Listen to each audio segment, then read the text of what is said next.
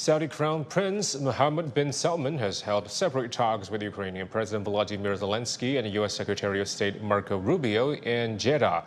Zelenskyy and Rubio arrived on Monday ahead of talks between Ukrainian and U.S. delegations on ending the conflict with Russia. Zelenskyy will not attend the discussions. Nadia Swan reports from Jeddah.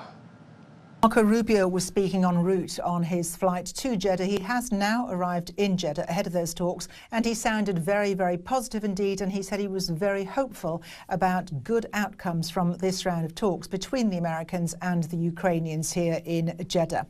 He talked about resolving a very important issue about the pause in U.S. military aid for Ukraine and also the pause in intelligence sharing with Ukraine as well, which has really been quite detrimental for them to prevent themselves from attacks against the Russians.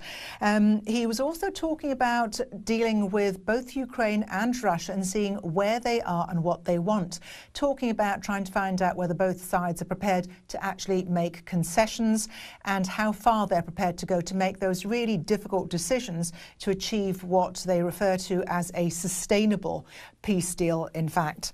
The other thing that he was referring to as well was a rare minerals deal that was due to be signed a few weeks ago between the U.S. and Ukraine.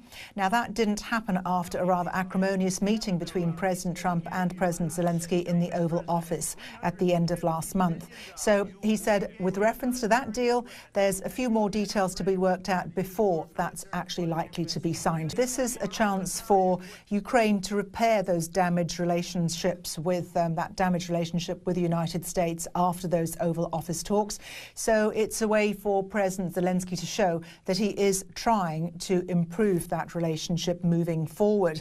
Now, there's also a critical need, as I said earlier, for them to actually resume military aid and intelligence sharing from the United States so they can defend themselves against Russia. So that is really, really important for the Ukrainians as well. That's what they're looking for.